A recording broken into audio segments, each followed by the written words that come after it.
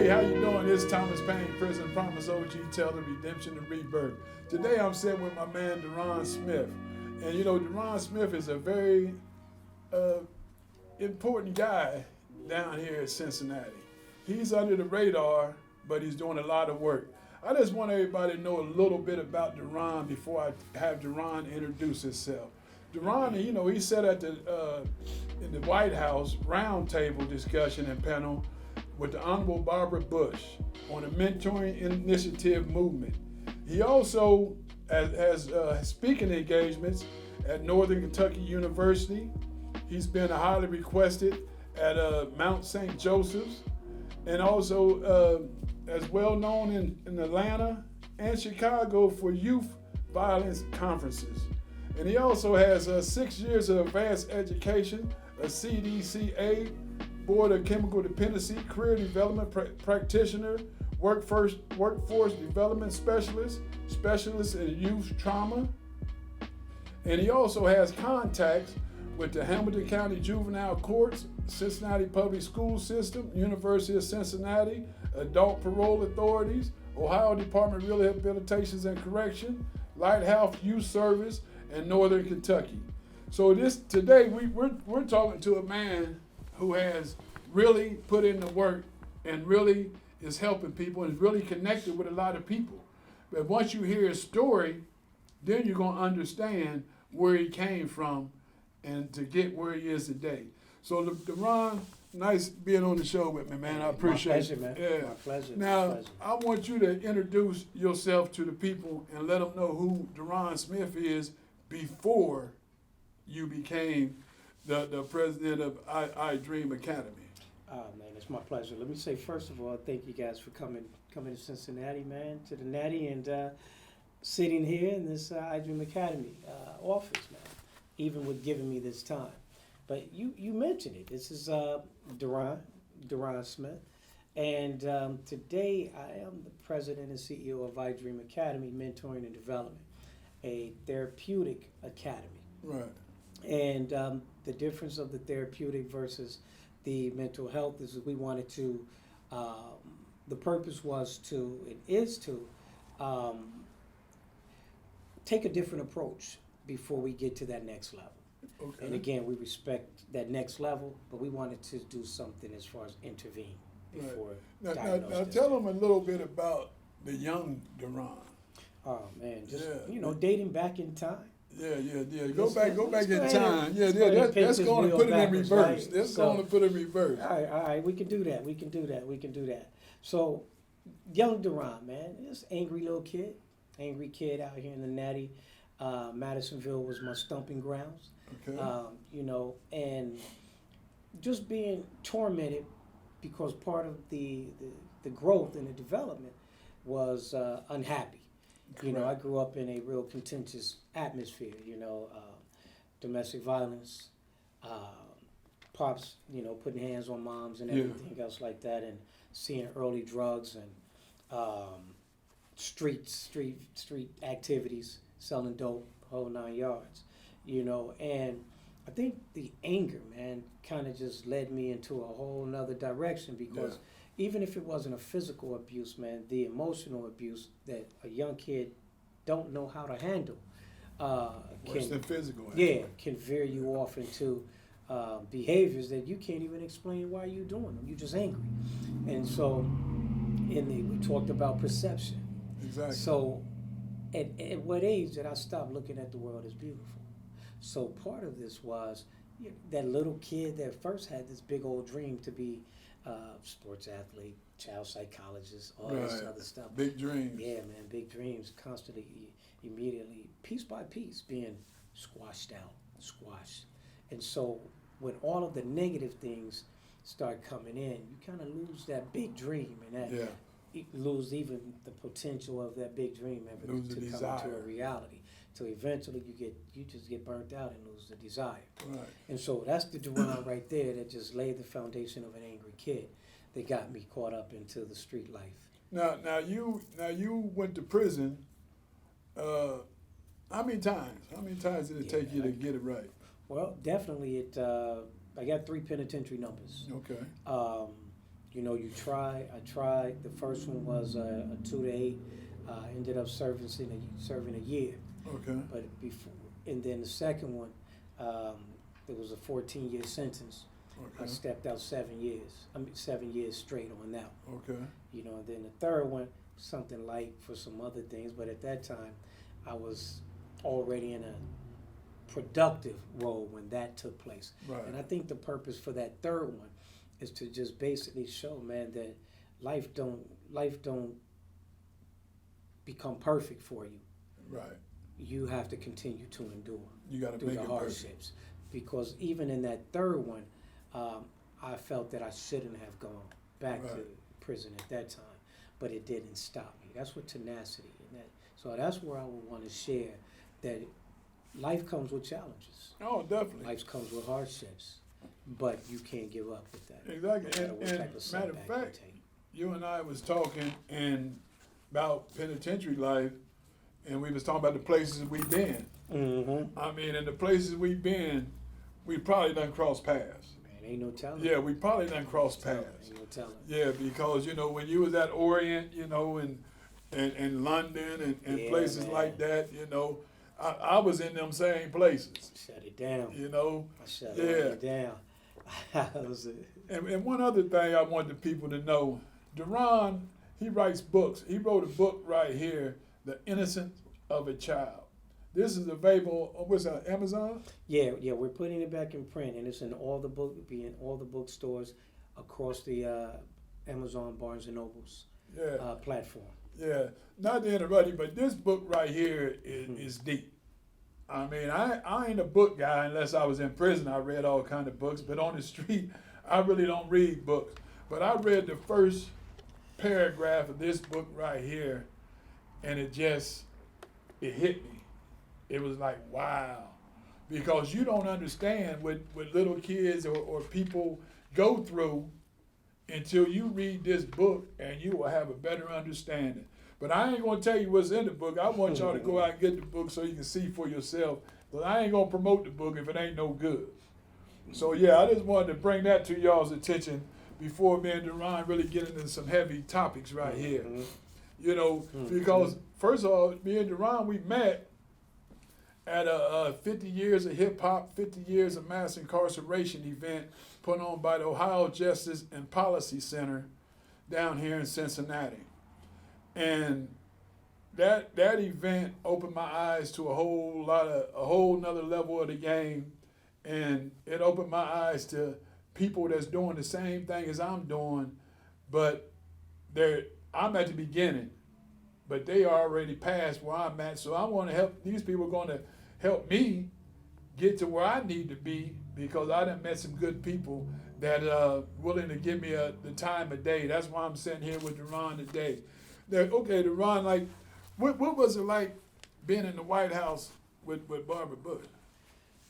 Man, now I never met Barbara Bush personally, Right. but in the event I admired what they were doing, and I went with an organization out there because that organization was coming into London.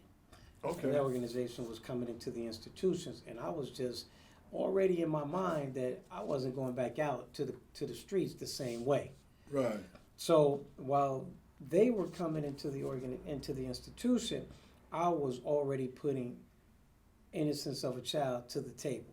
Okay. I was writing. I was in college. I was in school. I was already demonstrating behaviors Right. that was saying that I wasn't coming back on this side of the game. If I was to come back inside the penitentiary walls, I told those COs that it would be as a speaker. And Yeah. I told them. So I realized, man, that I had to curve and cut out the negative behaviors and replace them with something that that I've never even done before. Right. So in that changed mindset and the changed behaviors, it was that challenge. So that organization has sought me out as one of the pillars Okay. in their groups that they were working with. And so when I came home, I connected with them. Right. And I got up under their tutelage. I got mentored. They walked with me.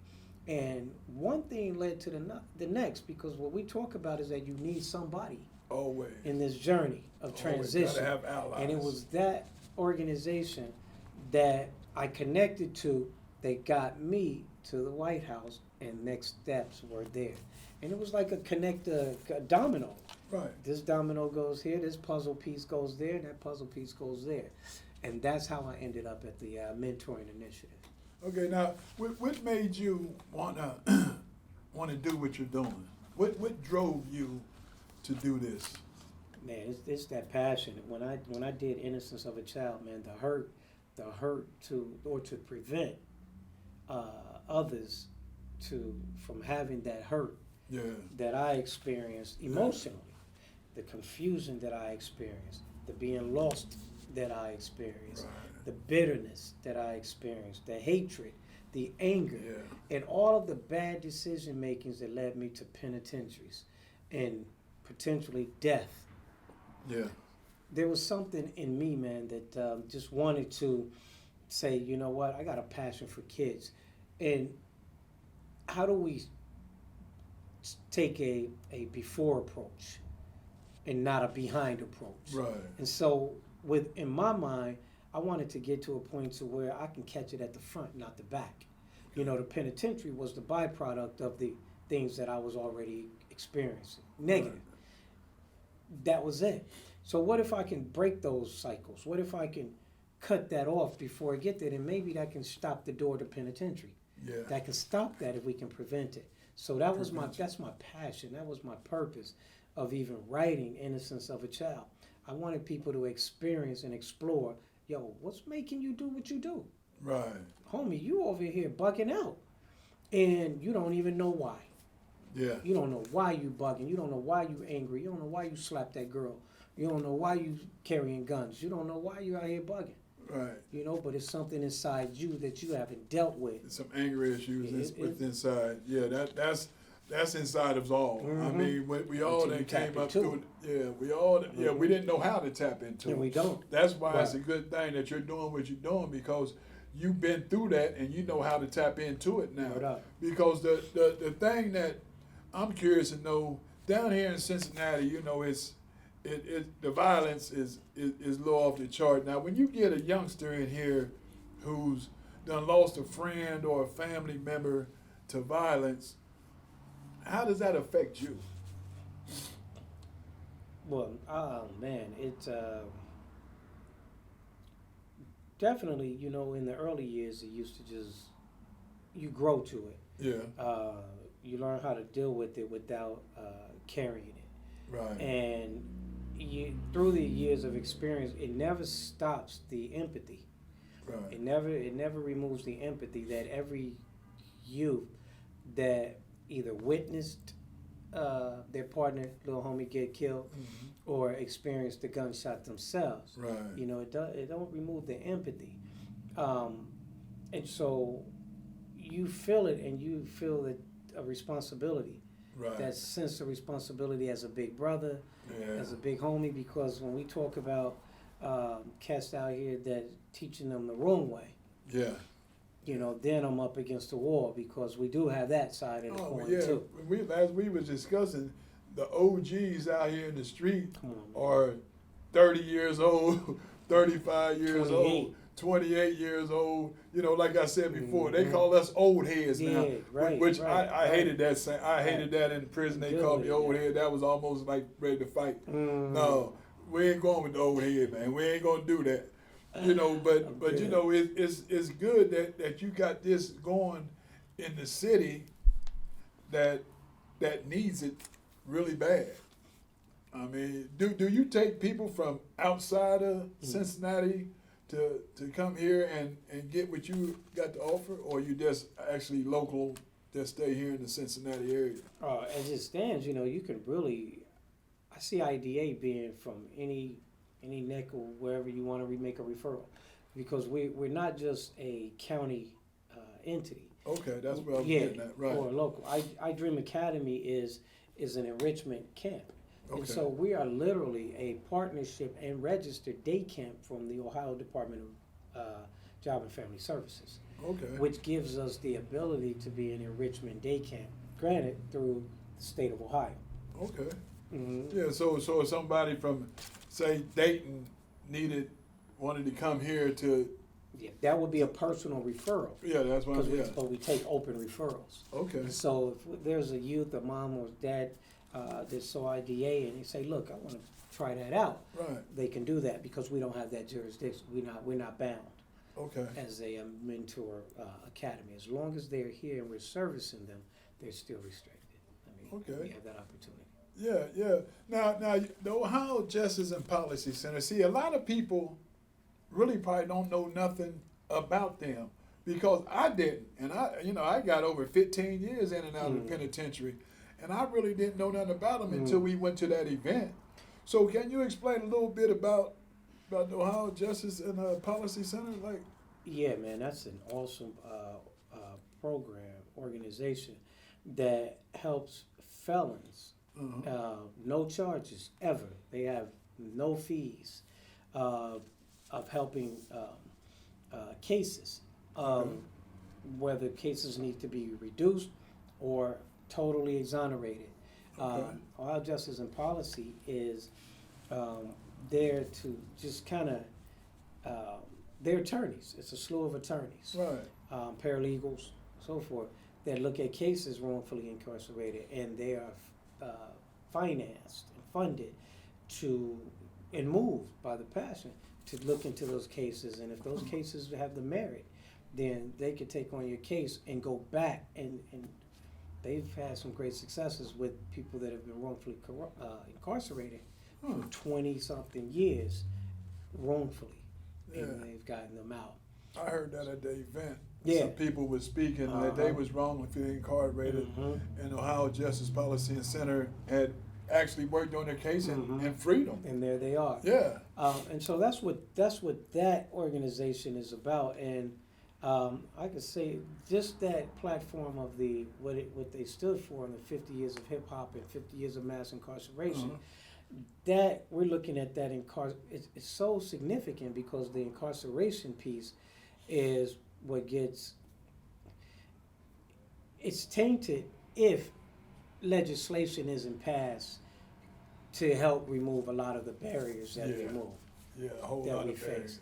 Because there's a lot of collateral sanctions that it makes that incarceration mass because it's easier to convict. Yeah, because like they always call it the revolving door, and like one thing that when you and I was talking before, we was talking about people say that because you go to prison and you get out, that you're free, and all that, but as you and I know, once you're a felon, that's a life sentence. That is a life sentence, and it's so sad about. There's really nothing that you can do about it. You might get an expungement or seal the records and all of that, but a detailed search will always pull that back up. And like another thing we had discussed, like we need to take the legislators, why can't our criminal record be like our credit scores? After a certain period of time, doing the right thing, staying out of trouble, why can't that come off of us? Because for real, we can't even protect ourselves. Right. And that's sad. They give us back our rights. We can go vote, but we can't protect ourselves. And, that's something I think we need to put more light on because we're setting ducks out here. And even if we are right, and you know this for your fact because you went through a similar situation before, you actually saved somebody's life. But because you was a convicted felon, you went to prison. Hence that segue to that third incarceration. I had already been home 14 years. Been home 14 years and saved a life, but you got punished for having a firearm. And despite the situation, circled me all the way back to the penitentiary, which created a third number, and started me all the way over again. And the article stated, had he not been a felon, had it not been for a felony, he would have been considered a hero. Yeah. That's the article of David Singleton, who at the time was the CEO of Ohio Justice and Policy. Yeah. And speaking of that, and I have to say this, Yeah. they were the ones who were on my case to see that wrong wasn't done to me. Right.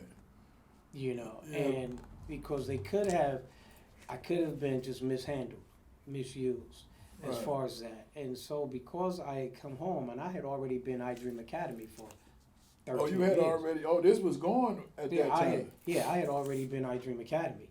I was a community figure, Okay. community leader, presence out here. And so when they were trying to convict me, I had already made this mark out in the community. Right. So you had some good support behind you. Very much so. And so the people stepped up from private organizations, flew in from New York, the whole 9 yards. Right. But what that point is to this is that the felony, being a felon, doesn't exonerate you, Right. no matter who you are. Right. That's the life sentence right there. Yeah. Man. It's a life sentence. So it didn't matter that I had iDream Academy and I was the CEO of iDream Academy. That was dismissed. I was a felon. Felon. And that is so ugly. And no matter what we do in life, that's always going to come back to haunt us. That's that black dot by our names that it shouldn't be there. I mean, after a certain period of time, we shouldn't have to be setting ducks. We should be able to carry a firearm, you know, because, I mean, now the way the shootings is in the world now, if you ain't got a firearm, you just dead meat.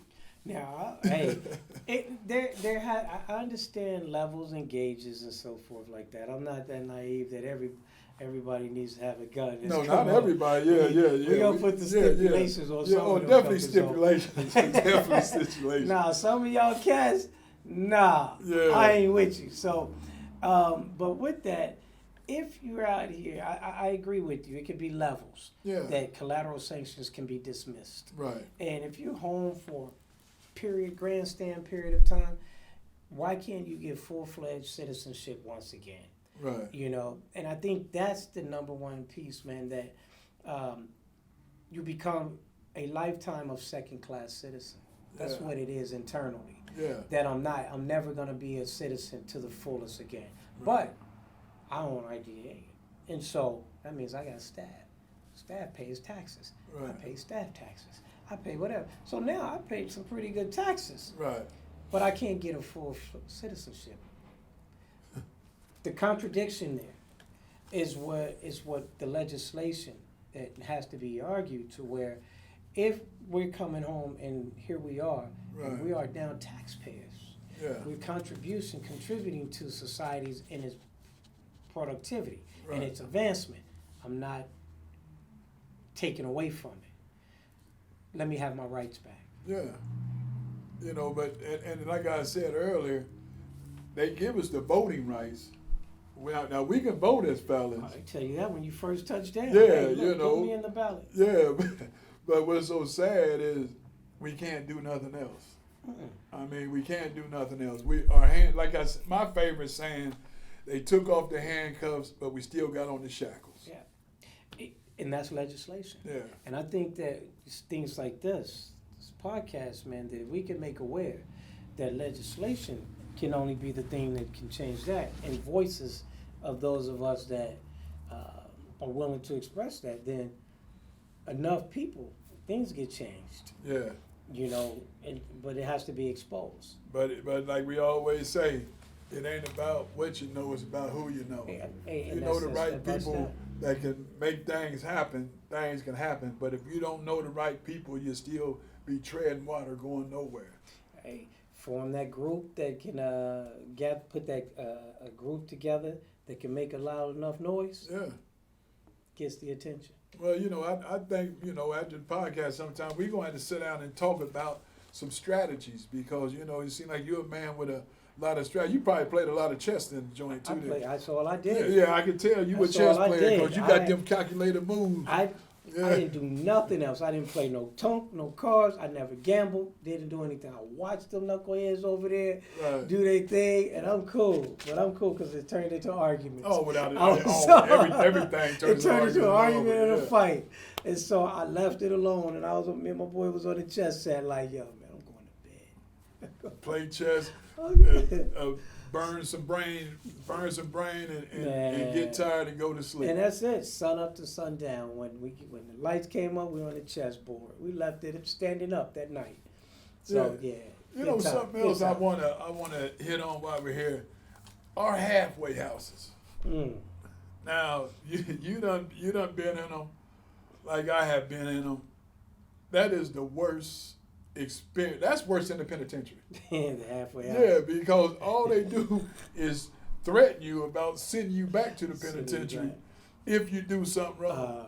There is no kind of help whatsoever in a halfway house. They just putting a roof over your head, and then, you know, staying there 3 or 4 months, and you better have somewhere to go when it's time to get out. If not, you got to go down in the line and stand at the homeless shelter.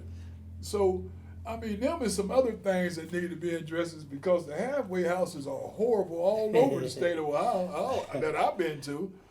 Plus, they got you in the hood when you walk outside, and you got hookers, you got dope, you got this, you got that, but you supposed to be getting me together. Real talk. So how am I gonna get together and you put me in the middle of the hood?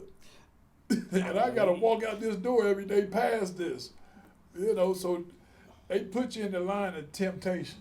Hey man, you know I got you want my philosophy on that? I want to hear. I definitely want to hear it. I definitely want to hear. It's a money industry. Yeah. I mean, it's dollars and cents. I mean, when we look at commodities, and so me being in the positions that I'm in now, I see the politics of it. Well, yeah. I catch it, and when I see cases that sometimes go that should be convicted that aren't convicted, or then cats that should be convicted, I mean, aren't convicted. But then again, it's dollars and cents. Right. And so, if it funds the cycle of the system, then yeah, it looks good. But the smoke screen to it all, right. That's what it is. A smoke screen is, it's about money. It's economics. True. You know, so I kind of got understanding to that, even though I already know that, look, cats coming home and I can open up this house. It looks good. It sounds good. But what am I really giving them in that home? Nothing. You know, and if I'm not doing anything like that, then I'm doing a disservice. But the bottom line is, people who create those things typically don't create it out of the passion to really help. They create it from the passion because they see a purpose that says, hey, I can make some money off this. You know, but we gotta, as being ex-felons, we gotta put the light on our people, man. I mean, because I understand the politics of it and all that, but the individual that has to go through that, and they're going to reoffend because, I mean, you have no choice. You get a sweatsuit, $75 on a bus ticket. So I mean, and sent to the projects in the halfway house.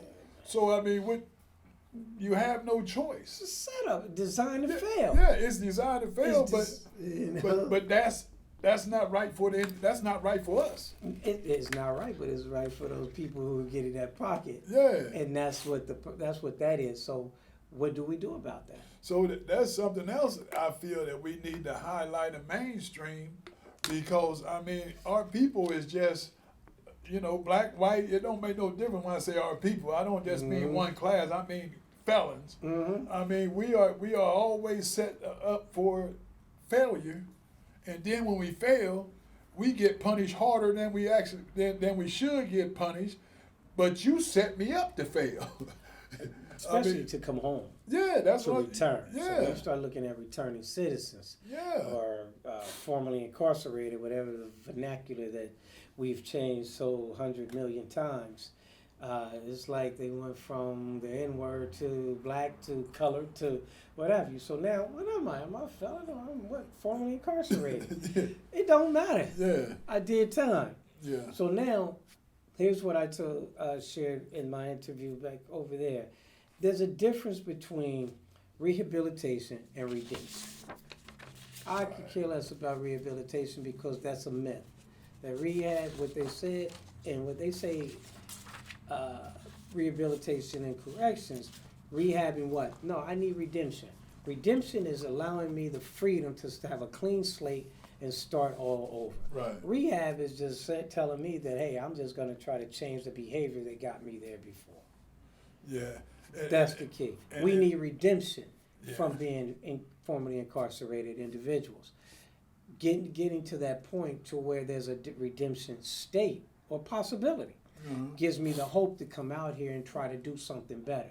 But if I don't see that there's no silver lining at my hard work and successes, a lot of mindsets say, what the heck, I may as well go back to do what I've been doing. Yeah, I mean that's what you always run back to, what you know best.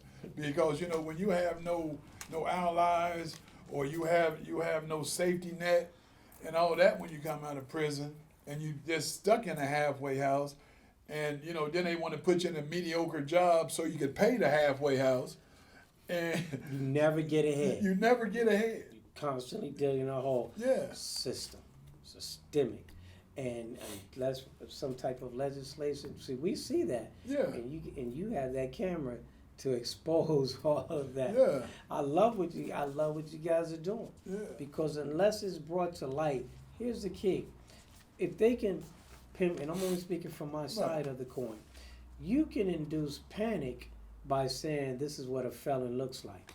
What I shared at the White House panel, I was suited up. I had an Armani suit. I know you was suited and booted at What I that event. asked them, and you can see it in my interview, I have the whole clip of that. I said, who knows, dressed up in an Armani suit and a fresh cut and a fresh haircut, who knows what a felon looks like. Right. You never would have known, and that's what I shared. You never would have known that I'm a felon by the way that I dress. Right. And But another, they painted the picture. Yeah, of what a felon's supposed to look like. So now they induce panic. And if people are going to think that I'm creating, I'm keeping society and humanity safe, they're not going to put dollars to that. The image has to be redesigned, exposed.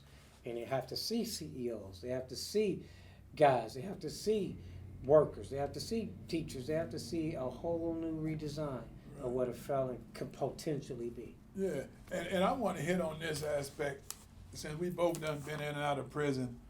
Mental health in prison is sad, because I mean, before I let you go, I just want to give my little spiel on it, because as you know, we call it the Thorazine shuffle. They got them guys in there that they don't want to deal with, so they'll give you Hound Dog or Thorazine or Trazodone so you can sleep all day. You wake up for chow, and you wake up for peel call, and you go back to sleep. And then they put them out here on the street, and the same guy, now he only got a 30-day supply from the penitentiaries. And then he do 3, 4, maybe 5, 6 months in a halfway house. So the supply is gone by the time he hits the street. He hits the street unmedicated and walking around on the street a loose cannon, because he can't get the medication that they done doped him up on in the penitentiary that he probably didn't need anyway.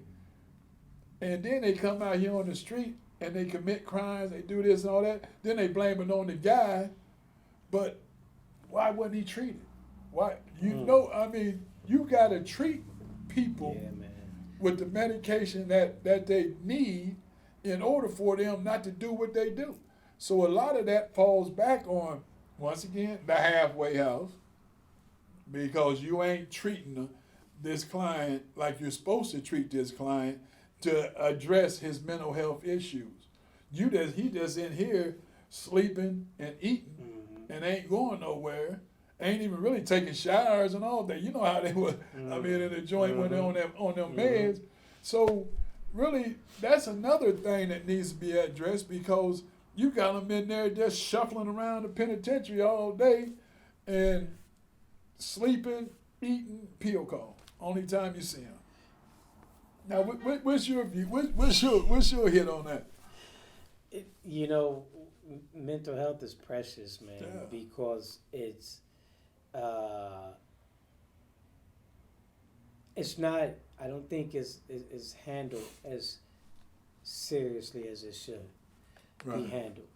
And there's a lot of undiagnosed individuals that create those things that have never been diagnosed as having a condition. Right. And that's dear to my heart because you watch behaviors that probably could be tamed by some type of mental health, but instead it's incarceration over treatment. Yeah. That's disheartening, man. Yeah, that's very And I don't want that to be the society of which we live in because we have a lot of beauty and a lot of good and a lot of greatness. And even when I was on that other side of the coin, I had to learn how to see that one size don't fit all. Right. You know, not one black guy is not all the same, not one white guy is all the same, not one Puerto Rican, whatever. And so for the mental health side of it, it's so dear to me is because I hate seeing people that possibly could benefit from being treated that has never been treated. And that's sad. And that's the sad piece. And so now to get back to as they transition, if they're not treated in there, which some don't, but then the ones that do transition and out here that stops the meds, we're incarcerating a condition that led to the behavior. We're trying to fix the behavior by trying to not touching on the condition. Right. You see what I'm saying? Yeah, I see what you're saying. So the big picture to that is it's a big picture, and it's a big issue. Yeah. A big issue. It shouldn't be bigger than what it is. It's a huge issue, and unfortunately, there's no one fix to that. Right. And because it's an ongoing situation that's constantly going on every moment. But here's the crazy part about this: some of these kids, some of these adults, started from kids. Yeah. A lot of mental health conditions started at a young age, and like you said before, a lot of people don't know that they got mental health issues. A lot of people think that it's normal. They're supposed to think like they think or do what they do because they have never been conditioned or trained no other way. Yeah, so I agree with that 100%. Yeah. That's definitely a big piece to that, man. And we can't lock up a condition. Exactly. Yeah. I agree with you 100%, man, because a lot of these mental health, and then like you watch the news and all that, a lot of people is doing crazy things with mental health issues, but they're left out here on the street, like we said, untreated, undiagnosed. I mean, you just throw out. Penitentiary threw you out, the halfway threw you out. Now you're living on the street with a mental health condition. So, it's about to get cold. So, what happens on the street when it's about to get cold. They do something to go to jail or penitentiary, and then they'll be out in the spring. I mean, we done seen that plenty of times. Yeah, absolutely. In and out of prison. Seasonal. Yeah. Seasonal criminal. Yeah, there'll be guys come in after Thanksgiving, and then they only got a 6 month sentence. Yeah, they leave in spring. Yeah. Then you'll see them next Thanksgiving. Yeah. Seasonal. I'm putting in a calendar in a 10-year bid, and I'm seeing you on my whole bid. Yeah. In 6 months increments. In and out. So I'm with you on that, man. And I definitely think that that should be a push as well. Right. To kind of help decrease the prison, the mass. Yeah, the mass incarceration. It's crazy because they always say when you talk about God has to break you in order to rebuild you, and that is something that you and I both have been through because we have been broken down to the smallest degree, but we found his strength through God, because we can't do it ourselves. I mean, we had to Absolutely. we got to throw the Almighty up in there, because if it wasn't for Him, neither one of us would be sitting here today with the lifestyle that we live. Yeah, definitely. You know, because He had a bigger picture and a bigger play for us to make. You know, all the time we out there in the street, we looking for the plug.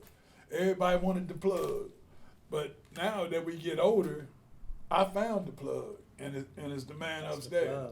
He the plug, because I'm looking for the wrong plug. I'm looking for the dope plug. But once I connected with the man upstairs, everything else started falling in place. Yeah. And I'm like, wow. And then Lord hit me with some setbacks to set me down, turn me around, and make me open my eyes to who He really was. And you know, and it worked, because I am nowhere near the person that I used to be. Right. Because I used to be I was a no good motherfucker. I ain't gonna lie. I ain't gonna lie. I ain't gonna lie. My nickname was T motherfucking P, because I was a motherfucker. You know, but the good thing about it, I can laugh about it now. But at the time, I was doing the work of the devil, man. Doing the work of the devil. But you know, like I say, I see clearly now the rain is gone. You know, so give me a little bit about your turning point with the Lord that made you open your eyes. You know, the seed, as they say, is always planted. Yeah. You know, in innocence of a child, and I have to hit that because the first chapter of that book is called The Molding Process. And after the parents' fightings and the years and everything else, their outlet was God. Their outlets were church. Right. They dragging all of us to church with them now. Never knowing, I didn't want to go, don't know who this God is, don't want no part of this. Right. None of that mattered because I didn't see any representation of what I'm thinking love was supposed to look like anyway. Right. Didn't exist. But through the midst of even the mud, seeds were being dropped in that muddy water for one day a harvest to come. Exactly. You know, and I think no matter what I was going through and becoming, the time, like all of us, if it's an ordination and ordained by God, then all of that scripture says is going to work together for the good, for just this time and this purpose. And so I was on that battle, man. I got 10 years of crack under my belt. So on this part, let me share a little bit about that. I was in Cincinnati and New York, and I was strung out on crack. Right. This wasn't the CEO guy. I was jacking cars and stealing cars here in Cincinnati in the old Lincoln Courts and Laurel Homes down in the West Ends and Hamilton, Ohio. I was robbing things. I was begging. I was in gangs. Yeah, you know, I speak Spanish, and I was in New York and everything. I was on some wild stuff, you know, and lost a career in the military. Oh, you was I was in a military intelligence brigade, stealing cars and everything. Hold on. So you was stealing cars in the military? Now. Yeah, you know, I can say it now. It's all in the book. Well, I thought I might have to name you T, motherfucker. I'm telling you. So me and my wife, man, at the time, I'm over there just getting high. I'm not knowing that battle, and I want to talk about this too. Misery, you people look for ways to medicate. Yeah. So even through the process of IDA, I was looking for ways to medicate that pain that young kid was going through. Right. And who knew that I started my first drink at 7. Right. You know, I was already smoking weed at 11. Yeah. By 12, my first line of cocaine. I'm banging out here in the city. I'm doing whatever. I'm off that one track. I'm 13 and 14 drinking full 40 ounces. Right. You know. Whoa. Full 40 ounces. Not the 8 ball. Yeah, the 8 balls and then anything else. So we're taking lines, smoking weed. And so I'm saying that to say for drug addictions, because I don't want to overlook addictions either. No. Being a mind-altering piece that help fuse the criminal people. Now, these are great people, great potential. with a bad situation because who knows what the inner part of them is suffering, that you're trying to find a way to medicate it. Yeah. And that's mental health. Yeah. Addiction and mental health It really can go hand in hand simultaneously. for real, because one is if you got one, usually you're gonna play with the other one And too. that's what the book transitions to. The journey that I had to take to find redemption. Right. To find that this side of redemption of the why am I doing crack? Why am I drunk out? What's so miserable inside me that I can't think straight or what have you? Can't shake. And I had to find that.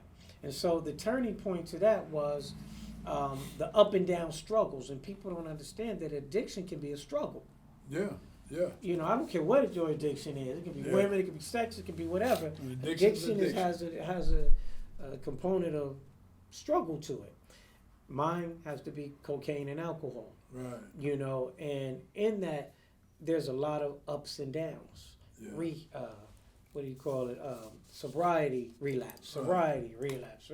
So I write that 7 times, and I was the speaker at the Mount St. Joe as the advanced writing, and my book was chosen. Right. And one of the questions those advanced writing students had asked me, why did you have so many relapses in your book? No, and then they said, well, when I was reading your story, because they had to give me feedback, they said when they were reading the story, they kind of almost got annoyed because they were reading it. My point was, I wanted you to understand the difficulties. I wanted to highlight that relapse and addiction sometimes can be a struggle.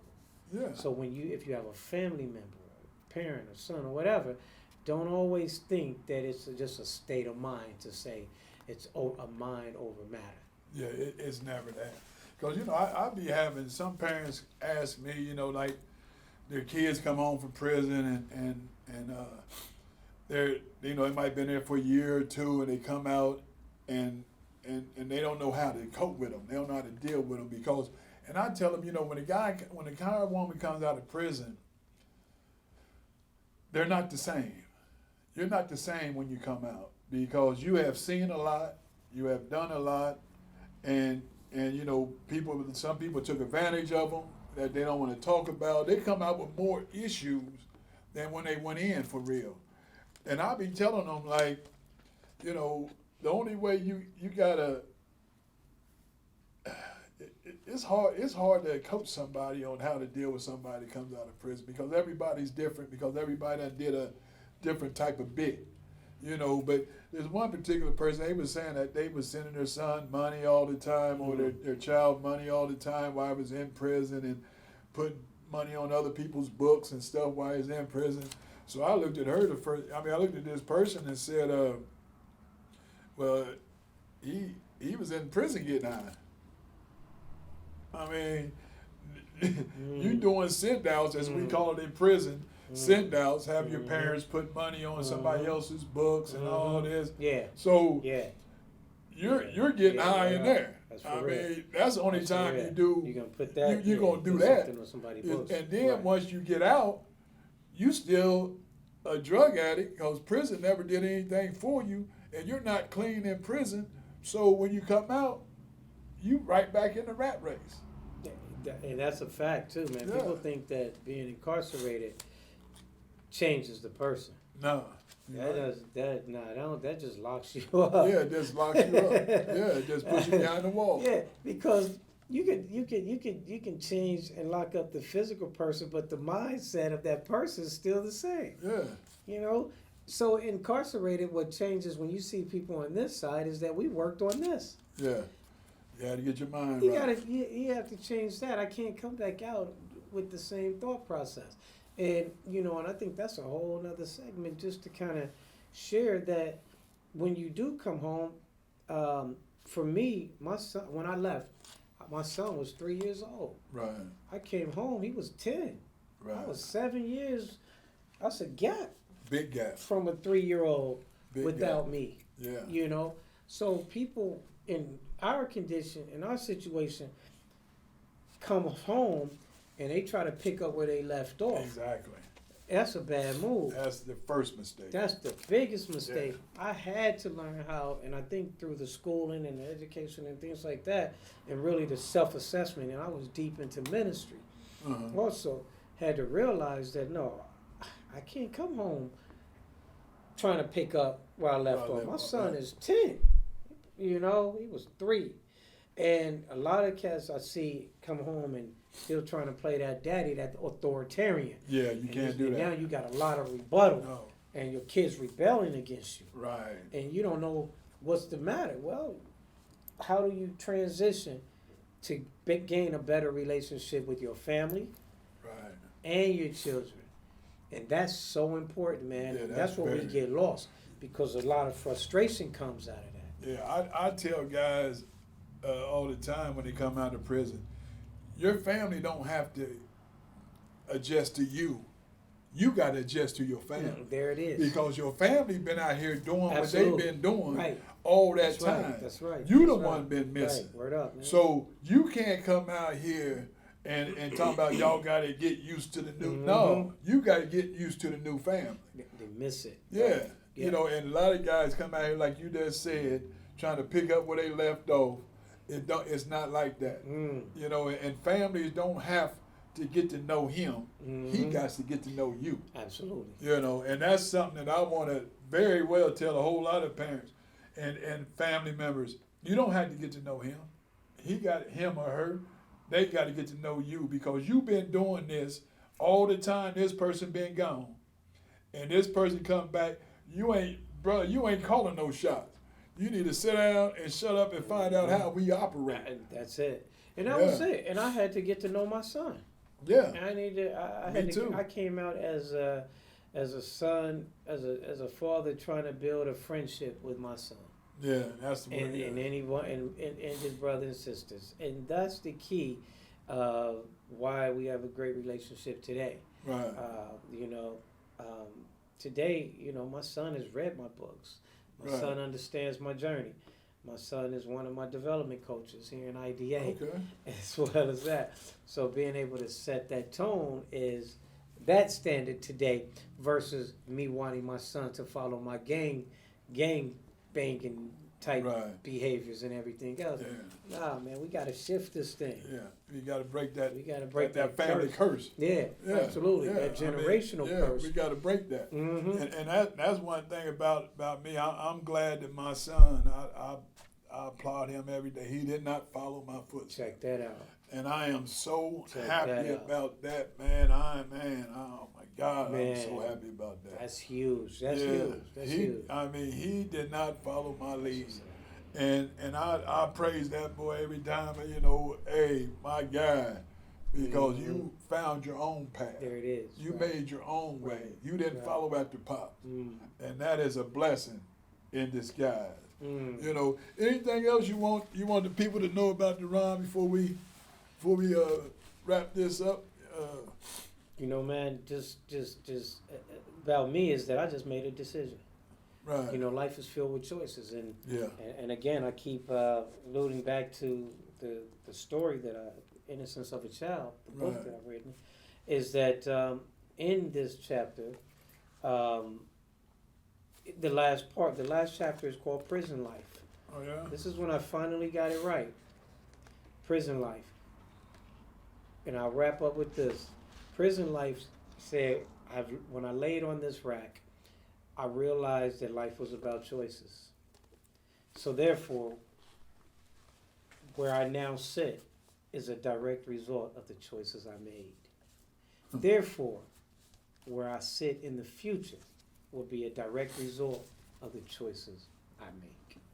You make your own choices. Life is about choices. Right, and choices, and that is the key. We got our own choices. We got our own mind. So we gotta utilize our mind to make the right choices in order to have the better chances in life. And that's it. And it's not to say that I don't get the opportunities or I can't make the bad choice or everything comes right. Right. It's that I get to make the best choice that don't get me the results. They're gonna be a disadvantage for where I'm trying to go. Yeah. And Gotta have that light, and like we say, we gotta give God the power to work in our lives yeah, to help us make better decisions, to shine the light up on us so we are no more living in the dark, but now we are living in the light. And that's a beautiful thing. life is Yeah. about choices. Yeah. Today I choose to take my time in making the decisions that's gonna harm me. And that's something that we always have problem with, taking our time.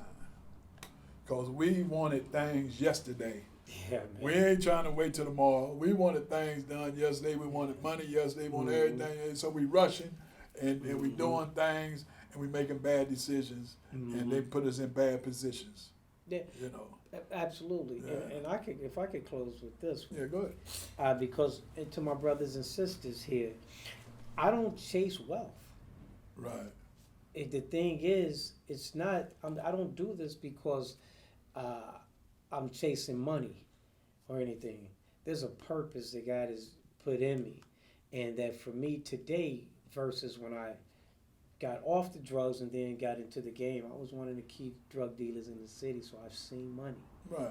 I didn't drink, smoke, or do anything. So it's not money that produces the happiness and everything now.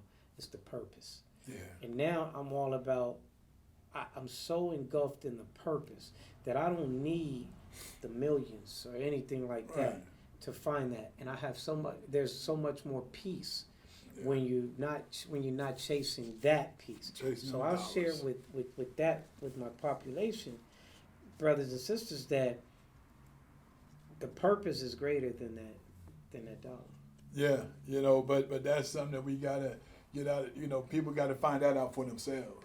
That's a Because you journey. know, if someone says, you know, life ain't about making that dollar, and this person ain't got a dollar, they gonna like, shit, it is to me. But I You can know, make $1 and never be happy. yeah, a lot of people can, you know, but we gotta. yeah. That's the mindset of a person coming out of prison or living on the street. You know, Mhm. yeah. I mean, if like I said, if you change the way you think, it'll change your life. Yeah. So for me, I'm content, and I'm still out here. Yeah, And the only time I go back into the walls is to tell you how not to get in.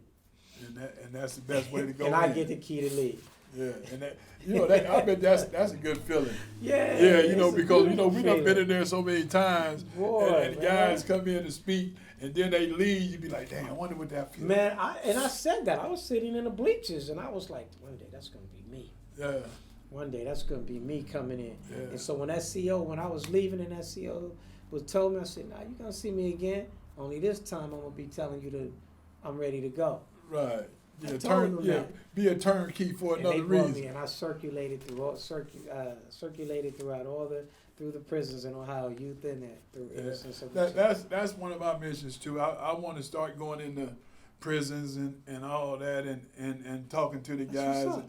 and you know I want to do a whole lot with this podcast, not just you know touching on issues and talking to people who's been there.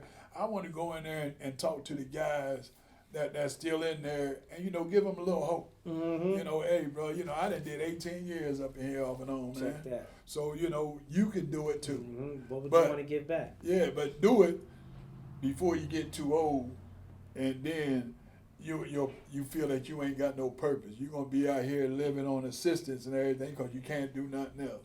So you know, I tell guys all the time, quit while you're young, so that way it gives you a chance to really become something that you want to become, that you're going to be happy with, and that's you know that's the key. You know, your personal happiness Mm-hmm. is above all. Definitely. If definitely. you ain't happy, you can't make nobody else happy. And that's definitely Yeah. a fact. Hey, can I see that? I know he's rolling, but we just I have time now. Yes, That sir. book real quick, Yeah, go ahead. because when I did this, I wrote this impenitent, finding a place. Every waking day, I wrote it all through my 5 camps. I took every yellow legal tablet hoping they didn't find it, Yeah. thinking I was plotting about the to how to get out. Yeah, they don't like them yellow tabs. But I had full. all They those don't like them yellow full. tabs. I had them full too. But here's this. It says special dedication to everyone incarcerated. To every incarcerated individual across our country, I encourage you to never let go of your dreams, nor the spoken promise of the Creator of your faith. Oftentimes, those of us who have experienced the pains of what it is to have lost our freedom via the method of physical confinement, either by way of our own volition or from the hands of a fallible judicial system, mistakenly apprehending us, we are forever marked. Nevertheless, learn to embrace your destiny, tap completely into your purpose, and hold dear to your faith. For in doing so, you will defeat the enemy seeking your demise and hence conquer the obstacles in your way. In all you possess, my dear brother and sister, juvenile or adult, never let society set the standard of who you are. Mm. Be persistent in change, courageous in battle, and wise in your pursuit, and you too shall walk in victory. Hey, I want you to read that first, on chapter 1, that very first paragraph. The one that got me loving your book so much. Just listen to this. Coming straight from the author. The molding process. Suffer the little children to come unto me, and forbid them not, for such is the kingdom of God. The laughter turned into fear as our day ended from playing outside. Fear from knowing that the very moment my tiny hand turned the doorknob to enter the home, my world would change. That as soon as I stepped across the threshold, it would be like entering the twilight zone, and the security the outdoors offered would disappear, leaving no one to protect me from the misery inside. Boom.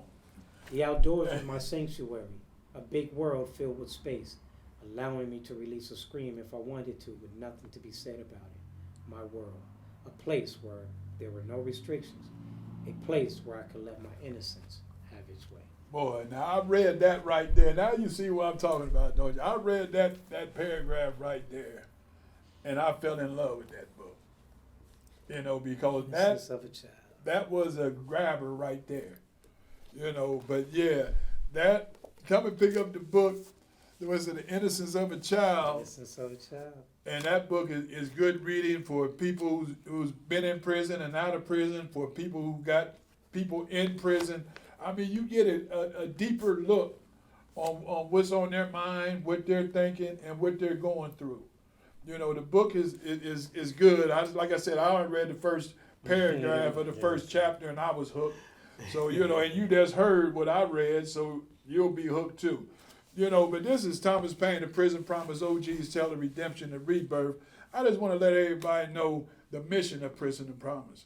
My mission for Prison and Promise is to educate the youth and for them not to go to prison, and to educate those who's coming out of prison not to reoffend.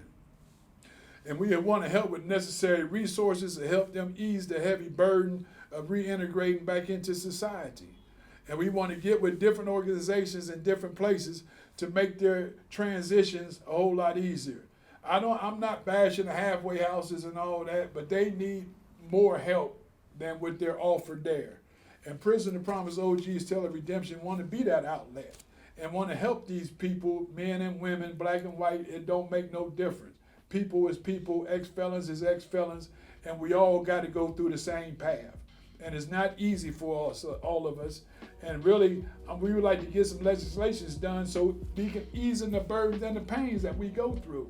But that is really the part of the mission of Prison and Promise OG's Tell of Redemption. We want to reunite families, reunite people that we have lost contact with over the years, because if you have no allies, a lot of times you have no chance.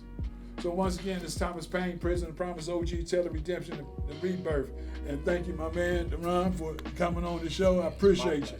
My pleasure. And you guys, thank you everybody for tuning in. Thomas Paine, Prison Promise OG, Tell of Redemption, Rebirth. Peace out, y'all.